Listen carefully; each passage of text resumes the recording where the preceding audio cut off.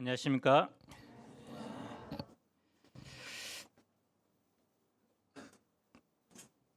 12장 10절 11절을 함께 읽어봅시다. 시작.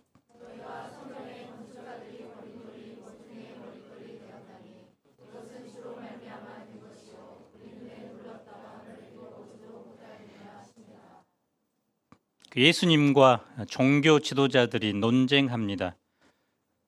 이날을 문답의 날 혹은 논쟁의 날이라고 부릅니다.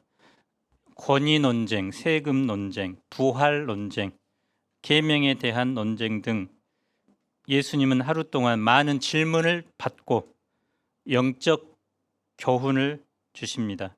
본문은 권위와 세금 논쟁으로 종교 지도자들은 예수님의 권위를 인정하지 않습니다. 예수님은 그들에게 자신이 누구며 하나님과 우리의 관계가 어떠해야 하는지 가르쳐 줍니다. 신앙생활의 핵심은 하나님과의 관계입니다. 하나님과 우리는 어떤 관계입니까? 그 관계를 어떻게 잘 이어갈 수 있을까요? 예수님이 다시 성전에 들어가십니다. 대제사장들과 서기관들과 장로들이 나옵니다. 그들은 유대 최고 의결 기구인 산헤드린 공회원들입니다. 권력을 가진 실세들입니다. 예수님의 길을 막고 서서 이렇게 묻습니다. 무슨 권위로 이런 일을 하느냐? 누가 이런 일 할 권위를 주었느냐? 이런 일은 전날 예수님이 성전에서 매매하는 자들을 내쫓고 돈 바꾸는 자들의 상을 엎으신 사건을 말합니다. 그들이 보기에 예수님은 정규 과정을 받은 적이 없는 무자격자들이고 또 산헤드린 공회로부터 그런 권위를 부여받지 않은 사람입니다. 예수님은 대답 대신 이렇게 반문합니다. 요한의 세례가 하늘로부터냐 사람으로부터냐 내게 대답하라. 질문에 대답하기 궁색에서 이렇게 말 돌리기를 한 걸까요? 자신의 권위가 어디에서 왔는지 깨우쳐주는 질문입니다. 세례 요한은 산헤드린에서 파송되거나 또 특별한 직분을 받은 것은 아니지만 어린 시절부터 빈 들에 거하며 하나님과 교제하는 가운데 직접 하늘의 권세를 덧입었습니다. 그가 엘리야의 심령과 능력으로 광야에서 회개의 세례를 전파했을 때 그 권위에 수많은 사람이 나와 죄를 자복하고 회개했습니다. 종교 지도자들은 그 자복하는 무리에 들지 않았죠. 그들은 하늘로서 온 권위라고 대답을 해야 하는데 그렇게 되면 어찌하여 요한을 믿지 아니하였느냐라고 책망을 받을 것 같았습니다. 그렇다고 사람에게서라고 대답하면 모든 사람이 요한을 참 선지자로 여기기 때문에 백성들이 들고 일어날 것으로 생각했습니다. 그래서 그들은 우리가 알지 못하노라 하고 말합니다. 예수님도 그들에게 나도 무슨 권위로 이런 일을 하는지 이르지 아니하리라라고 말합니다. 권력과 권위는 다르죠. 종교 지도자들은 권력을 가진 사람이고 예수님은 권위를 가진 사람입니다. 권력은 사람에게서부터 나옵니다. 권위는 위로부터 주어집니다. 권위는 사람들이 스스로 이끌려오게 하는 것이라면 권력은 사람들을 억지로 끌어당기려고 합니다. 권위가 사라질 때 권력으로 변질됩니다. 권력은 폭력적입니다. 사실 권력 자체는 나쁜 것도 선한 것도 아닙니다. 문제는 인간의 죄성입니다. 인간은 언제나 자기 중심적으로 권력을 사용하려는 유혹을 받습니다. 그래서 멀쩡한 사람이었는데 완장을 채워주면 갑자기 말과 행동이 달라집니다. 할 수 없어서 그러지. 사람들은 가능하다면 누구나 권력의 정점에 서기를 바랍니다. 그런데 권력이 다른 사람들로부터 섬김을 받기 위해서라면 권위는 섬기는 것이 목적입니다. 십자가는 바로 이런 권력의 해체입니다. 자신을 보호하기 위한 최소한의 힘마저 내려놓은 것이 바로 그리스도의 십자가였습니다. 참된 권위는 하늘로부터 오는 것이고 하나님께 속한 것입니다. 그래서 우리도 권력을 추구하는 삶을 살기보다 하나님이 주신 영적인 권위를 덧입는 삶을 추구해야 합니다. 예수님은 포도원 농부의 비유를 통해서 자신의 권위의 출처를 가르쳐 주십니다. 12장 1절을 봅시다.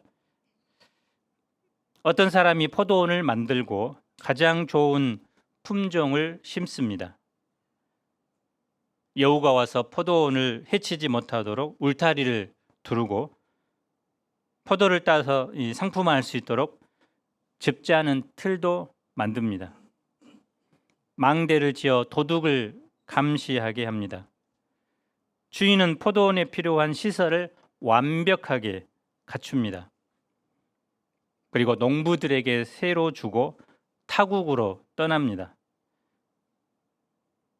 비유에서 이 농부들이 받은 은혜가 무엇일까요? 손가락 하나 까닥하지 않고 모든 것이 갖춰진 포도원을 거저 얻었습니다. 주인이 곁에 살면서 이렇게 해라 저렇게 해라 사사건건 간섭하는 것도 아닙니다. 소출에 얼마를 내기만 하면 얼마든지 자유롭게 포도원을 경작하며 돈도 벌고 행복한 삶을 살 수 있습니다. 당시 보통 주인과 소작인들은 반반씩 수익을 나누었는데 좋은 주인을 만나면 수확량의 20%만 새로 내기도 했다고 합니다. 아마 본문의 주인은 10분의 1만 내라고 했던 것 같습니다.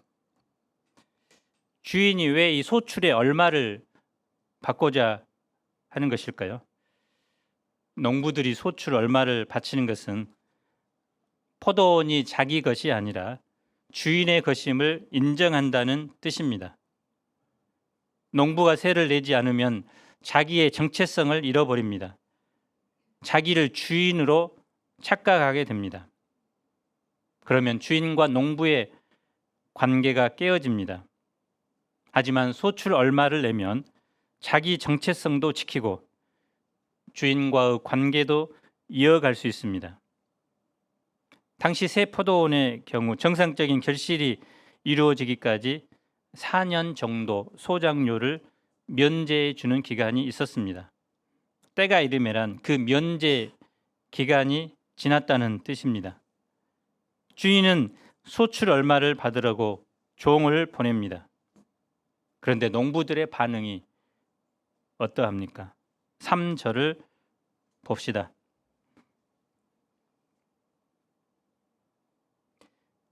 종을 잡아서 심히 때리고 거저 보냅니다. 주인이 전혀 기대하지 못한 상황이 벌어진 것입니다. 종들이 피투성이가 되어 돌아올 때 주인이 얼마나 충격을 받았을까요? 손해배상을 청구하고 고소하여 그들을 감옥에 가두어야 합니다. 그런데 주인은 다른 종을 다시 보냅니다. 농부들은 이번에는 종을 아예 죽여버립니다. 그래도 주인은 계속해서 종을 보냅니다. 종들은 얻어터지지 않으면 시체로 돌아옵니다. 농부들의 죄악과 악행이 점점 심해집니다. 농부들의 문제가 무엇일까요? 왜 이렇게까지 약해졌을까요? 그것은 감사를 잃어버렸기 때문입니다. 그들이 포도원을 처음 받았을 때는 정말로 감사했을 것입니다. 어떻게 처자식을 먹여 살릴까 염려에 사로잡혀 살다가 주인이 모든 것이 갖춰진 포도원을 거저 주었을 때 그 은혜를 생각하면 멀리 있는 주인에게 날마다 감사 카톡을 보냈겠죠. 우리 주인님 킹짱 고마워요, 사랑해요, 당신밖에 없어요. 그런데 1년, 2년, 3년 무더운 여름날 땀 흘려가며 일하다 보니 생각이 바뀐 것입니다. 그 마음에 욕심이 들어옵니다. 처음에 농부들은 받은 은혜의 소출의 10분의 5라도 기꺼이 드리고자 했습니다. 그런데 막상 수확을 하고 보니 10분의 1을 드리는 것도 아깝다는 생각이 들었습니다. 그리고 주인에 대한 생각도 달라집니다. 주인을 아무것도 하지 않고 자신이 고생한 수고한 열매를 빼앗아 가는 악덕지주로 생각합니다.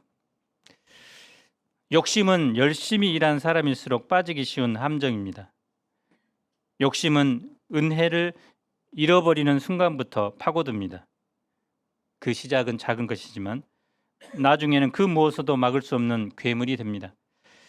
욕심의 끝은 상상할 수 없는 죄악으로 이어집니다. 6절을 봅시다. 딱 한 사람 남았습니다. 주인이 사랑하는 아들입니다. 내 아들은 존대하리라. 주인은 농부들이 아들만큼은 특별하게 대우해 줄 것으로 기대했습니다. 아들을 존대하기만 하면 지금까지 농부들이 저지른 모든 악행을 기꺼이 용서하고자 했습니다. 주인은 농부들에게 여전히 소망을 두고 인내합니다. 그들과 관계만 회복할 수 있다면 어떤 희생도 치르고자 합니다. 우리 7, 8절을 한번 읽어봅시다. 시작.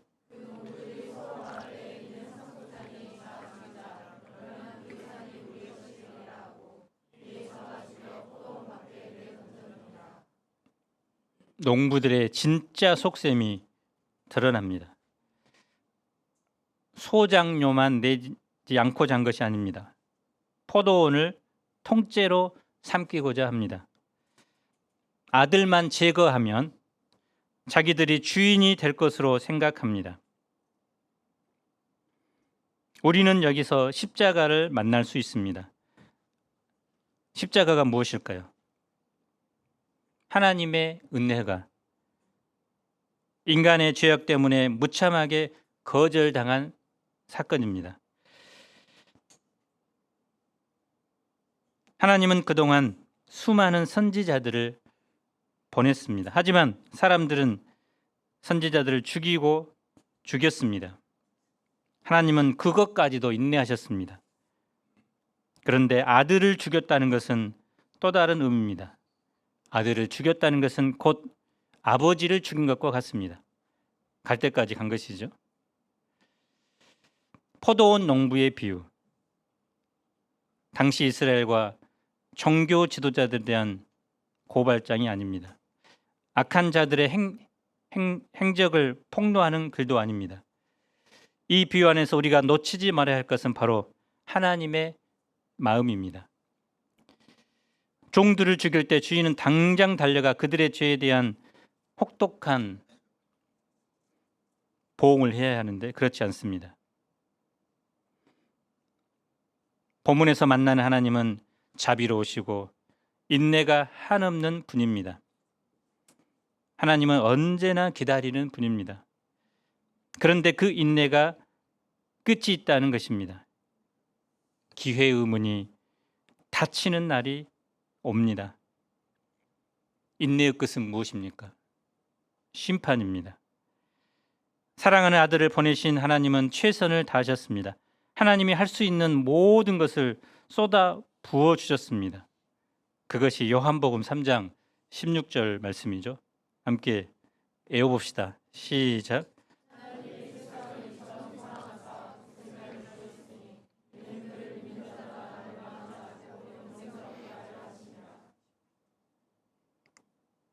하나님이 보내신 예수님을 믿으면 영생을 얻는다고 말씀하십니다.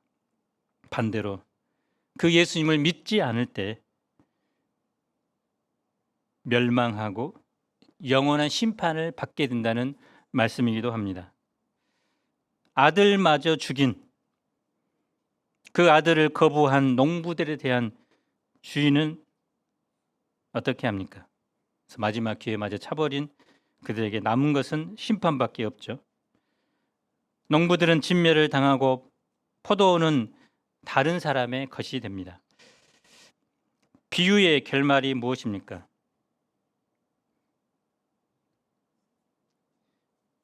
반전 드라마가 이루어지죠. 우리 10절, 11절을 함께 읽어봅시다.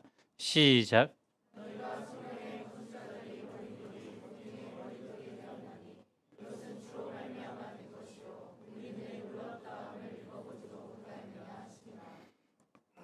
건축자들이 버린 돌은 종교 지도자들에 의해 버림받고 죽임당한 예수 그리스도를 가리키죠. 버림받았다는 것은 무가치하게 취급을 했다는 것이죠. 그러나 하나님께서는 사람에게 버림받은 예수님을 하나님의 구속 역사의 모퉁이의 머릿돌, 가장 중요한 기준석이 되게 하십니다. 예수님이 장차 십자가에 죽으시지만 그것으로 끝나지 않고 부활하심으로 말미암아 하나님의 보좌 우편에 앉게 될 것을 예고하는 말씀입니다. 이 모든 일은 주의 놀라운 능력으로 이루어진 일입니다. 종교 지도자들은 예수님의 비유가 자기들을 가리켜 말씀하신 것을 알았습니다. 알았다면 어떻게 해야죠? 회개하고 돌이켜야 하죠. 하지만 그들은 알면서도 회개하지 않았습니다. 우리와 똑같죠.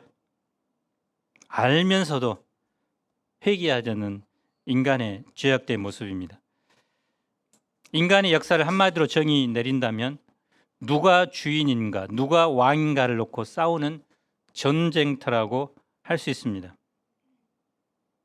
지금도 이제 세계 곳곳에서 전쟁이 벌어집니다. 이 전쟁은 국가 간의 전쟁뿐만 아니라 삶의 모든 영역에서 일어납니다. 정치계, 특히 우리나라는 정말 피 터지게 여야가 싸웁니다. 경제계, 소리 없는 전쟁이 일어납니다. 문화계, 각각 영역마다 주도권 싸움이 치열합니다. 심지어는 부부 사이에도 주도권 다툼이 있죠. 서구에서는 이를 가리켜 장미의 전쟁이라고 부릅니다. 어느 곳에든지 인간은 자신이 주인이 되어 자기 마음대로 살고자 합니다. 에덴 동산에서 사탄은 하와에게 이렇게 말합니다. 너도 하나님과 같이 될 수 있어. 우리 젊은 청년들에게도 사탄은 이렇게 속삭입니다. 내 인생은 네 것이야. 네 마음대로 살아. 우리는 내게 주어진 모든 것 내 것이라고 착각합니다. 자녀도 하나님께서 내게 선물로 보내시고 잠시 맡겨두신 생명인데 내 것이라고 생각합니다. 그런데 실상 내게 있는 모든 것은 하나님이 주인이시고 나는 청지기에 불과합니다. 휴전선에 가보면 철책이 있죠. 저도 그곳에서 10개월간 근무한 적이 있는데요. 경계병에게는 지휘관이 정해준 각자의 자리, 그걸 초소라고 하는데요. 경계병이 그 자리를 이탈하면 어떻게 될까요? 저는 물론 이제 10개월 하다 보니까 한두 달은 긴장을 하고 있다가 이제 아무 일도 일어나지 않으니까 거기서 자기도 하고 막 졸기도 하고 그랬는데요. 피곤하다고 그 자리를 이탈해서 초소에 와서 잠을 자면 어떻게 될까요?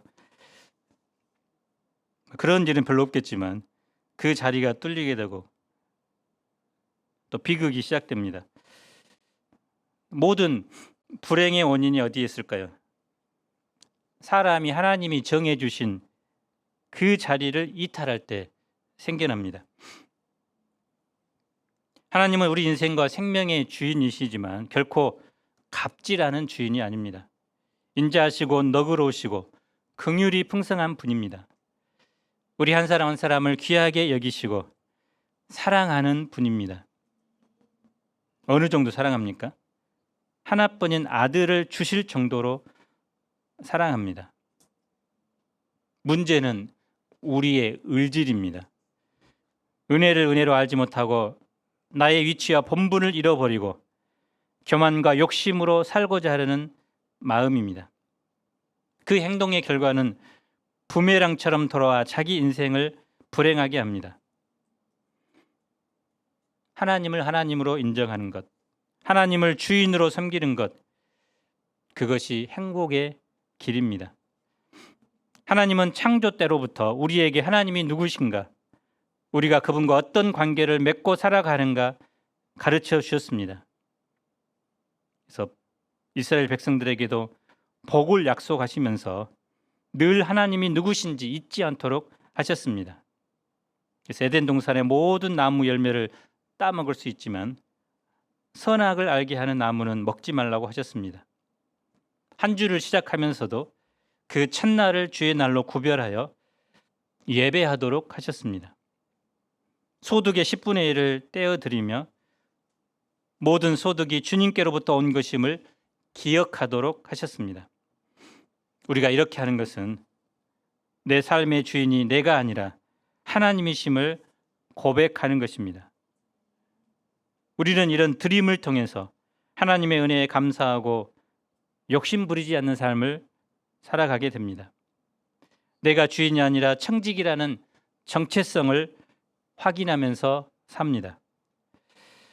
이런 드림의 삶을 통해서 하나님과 나의 관계가 더욱 깊어지게 됩니다. 13절을 봅시다. 예수님을 책잡기에 바리새인과 헤롯 땅 사람들이 사람을 보냅니다. 헤롯 땅은 친로마 사람들이고 바리새인들은 율법을 중요하게 여기는 사람들입니다. 그들은 모든 게 달랐지만 일치하는 것이 딱 하나 있었습니다. 예수님을 죽이는데 마음을 합한 것이죠. 그들이 이렇게 말합니다. 14절, 15절 상반절을 봅시다. 선생님이 우리가 아노니 당신은 참되고 아무도 꺼리는 일이 없으시니 이는 사람을 외모로 보지 않고 오직 진리로서 하나님의 도를 가르치심이니이다. 그들은 마음에도 없는 칭찬을 늘어놓죠. 핵심은 그 다음 구절에 있습니다. 가이사에게 세금을 바치는 것이 옳으니까 옳지 아니하니까 우리가 바치이까 말리이까. 세금 바치는 것이 옳다고 하면 세금 납부에 거부감을 가진 백성들을 적으로 돌리게 됩니다. 반대로 세금 바치지 말라고 하면 납세 거부 운동을 선동한 제목으로 로마 당국에 체포될 수 있는 빌미가 됩니다. 그래서 이렇게 해도 저렇게 대답해도 외통수에 걸리는 것이죠. 예수님은 이때 데나리온 하나를 가져오라고 합니다. 데나리온은 로마의 동전이죠. 앞면에는 신 아우구스트의 아들 티베리우스 가이사 아우구스투스라는 글이 새겨져 있고 뒷면에는 황제의 어머니 리비아가 오른손에 호를 쥐고 왼손에는 감람나무를 가지를 들고 신들의 보좌에 앉아 있는 모습이 그려져 있는데요. 그래서 이 데나리온의 글과 형상은 삶의 모든 은혜가 가이사의 은덕입니다. 가이사 당신은 신의 아들입니다라는 고백과도 같습니다. 그래서 예수님은 이 형상과 글이 누구의 것이냐고 묻죠. 사람들은 가이사의 것입니다라고 대답합니다. 예수님은 가이사의 것은 가이사에게 바치라고 합니다. 바치라는 것은 되돌려 주라는 것입니다. 이 말 가운데는 로마의 세금을 바치는 것이 옳다라는 말이 내포되어 있죠. 로마 황제를 세운 분도 하나님이고 그를 쓰시는 분도 하나님이기 때문입니다. 세금을 거두어 황제가 호의호식하는 데만 쓰이는 것이 아니라 제국 내의 질서와 안녕을 유지하는 데 쓰이기 때문입니다. 유대인들도 그 혜택을 받는 만큼 세금을 납부하는 것은 당연한 일이라는 것입니다. 그래서 성경은 기본적으로 국가의 의무에 복종해야 한다고 가르칩니다. 바울도 로마서 13장 6절 7절에서 이렇게 말합니다. 같이 읽어봅시다. 시작.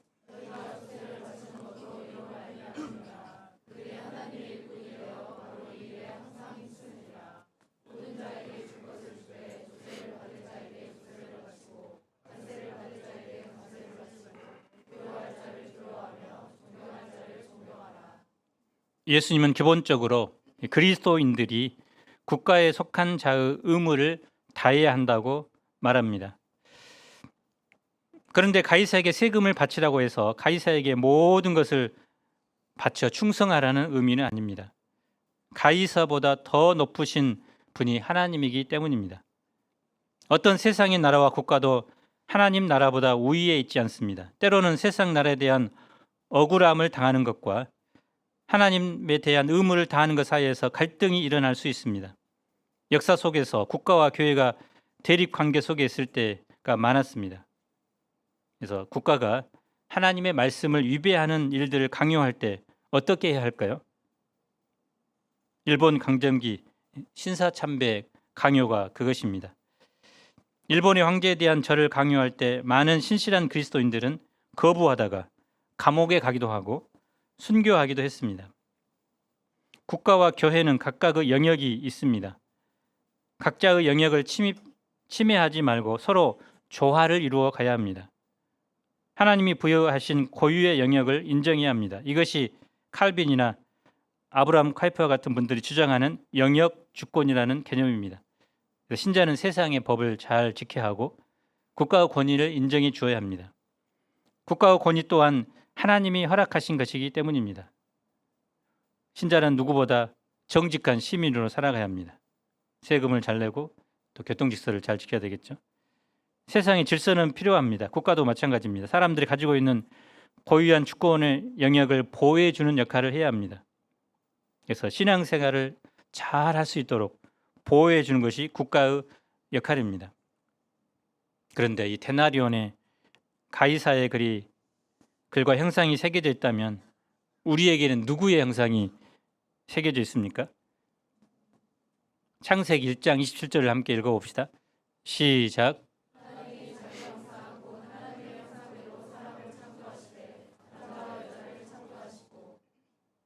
사람은 하나님의 형상으로 지음받은 유일한 존재입니다. 우리가 마음을 다하고 뜻을 다하고 힘을 다하여 사랑해야 할 분은 하나님 한 분뿐입니다. 자신을 들여서 경배하고 섬길 분도 하나님 한 분뿐입니다. 많은 사람이 자기 것을 하나님께 드린다고 생각하는데요. 그러나 오늘 본문을 보면 내 것을 드리는 것이 아닙니다. 내 것을 하나님께 드리는 것이 아니라 하나님의 것을 하나님께 드리는 것입니다. 내가 가진 생명, 재능, 물질을 악받게 여기는 사람들은 그것이 내 것이라고 생각하기 때문이겠죠. 그러나 나의 생명, 물질, 생명, 또 모든 것들이 하나님의 것이라고 생각할 때 언제든지 기꺼이 기쁨으로 감사함으로 드릴 수 있습니다. 내 인생의 주인이 하나님이심을 인정하고 하나님의 것을 하나님께 드리면 하나님과의 바른 관계가 맺어지게 되고 또 하나님으로부터 더 큰 복을 얻게 됩니다. 그렇다고 하나님께서 우리에게 모든 것을 다 내어놓으라고 하시는 분이 아니죠. 내 자신을 하나님께 드린다는 것을 확인하는 표지로 단지 소출의 얼마를 요구할 뿐입니다. 물질의 얼마, 시간의 얼마를 드리기를 원합니다. 이를 통해 하나님은 우리가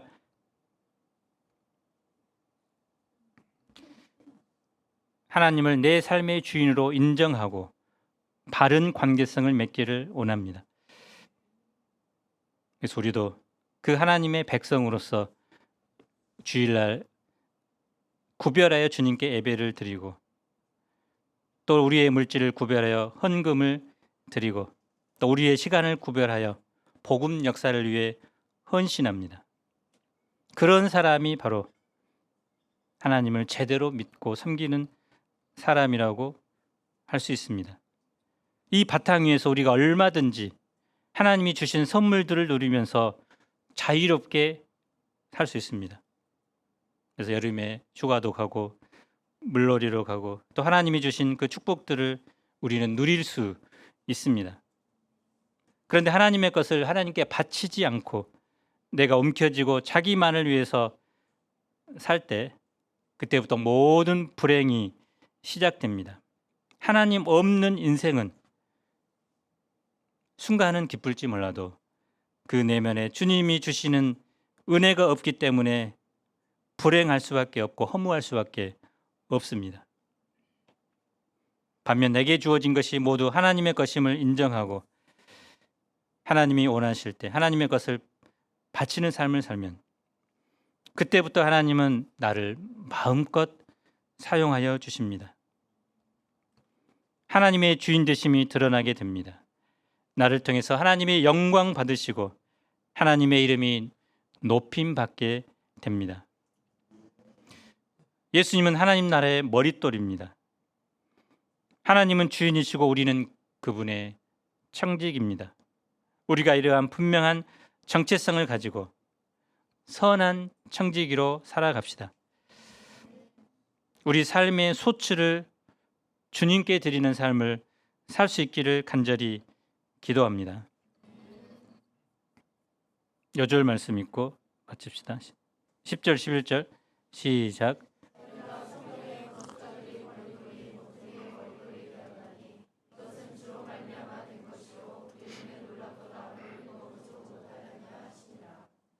모퉁이의 머릿돌로 오셔서 특별히 이스라엘과 종교 지도자들은 예수님을 쓸모없다고 버리고 죽였지만 하나님은 이 예수님을 구원 역사의 가장 중요한 기준석으로 삼으셨습니다. 이 예수님을 믿을 때 우리가 영생을 얻게 되고 믿지 않을 때 영원한 심판을 받게 됩니다. 무엇보다 하나님, 저희가 포도원 농부의 비유를 통해서 주님께서 우리에게 값없이 또 은혜로 주신 나의 생명, 물질, 은사 모든 것들이 하나님의 은혜로 받은 것인데 우리가 참된 주인, 왕 되신 주님을 순간순간 잃어버리고 욕심 가운데 살 때가 얼마나 많습니까? 참 주인 되신 하나님을 인정하게 하시고 우리가 청지기로 살아가도록 축복해 주시기를 기도합니다. 우리가 주님을 우리의 주인으로 모시고 주님이 주신 자유와 기쁨을 누리는 신앙생활이 되도록 축복해 주시기를 간절히 기도합니다. 예수님 이름으로 기도합니다. 아멘.